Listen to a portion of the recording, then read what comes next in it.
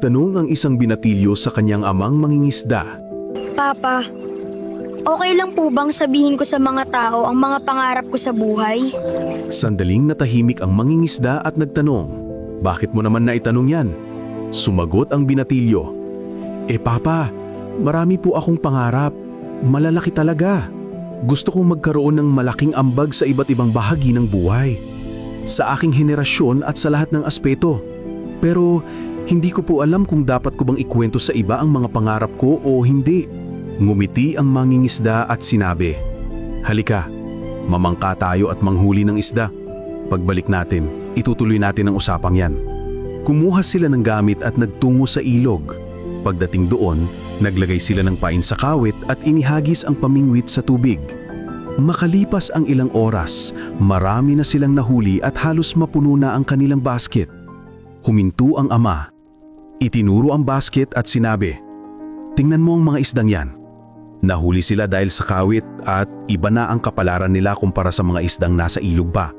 Nawala sa kanilang lahat, pamilya, mga kaibigan at tahanan. At sa kasamaang palad, kailangan nilang pagdaanan ng matinding hirap. May ipiprito, may ihawin, may gagawing paksiw, may gagawing sarsyado. Iba-iba ang kahihinatnan. Alam mo ba kung bakit sila napahamak? Nag-isip ang bata sandali, umiling at nagsabi, "Hindi ko po alam, Papa. Sabihin niyo po." Huminga ng malalim ang ama at nagsabi, "Dahil hindi nila kayang isara ang anilang bibig." Sabi nga, ang isdang nakapikit ang bibig ay hindi nahuhuli.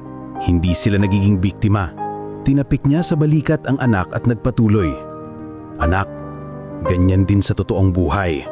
Maraming tao ang nabigo at nawala ang lahat ng pinaghirapan nila dahil masyado silang madaldal tungkol sa mga plano at pangarap nila. Isa sa pinakamahalagang dahilan kung bakit dapat mong bantayan ang iyong sarili at manahimik tungkol sa mga proyekto mo ay dahil maraming tao ang ayaw kang makitang umangat. May mga taong handa nilang sirain ang gagawin mo dahil naiinggit sila. Huwag mong ibalita ang mga pangarap mo hanggat hindi pa natatapos. Maraming gagawin ng ibang tao para pigilan kang magtagumpay. Tandaan mo, ang nakasarang bibig ay hindi napapahamak. Itago mo ang malalaki mong hakbang. Gumalaw ng tahimik, kumilos at gulatin mo sila sa resulta.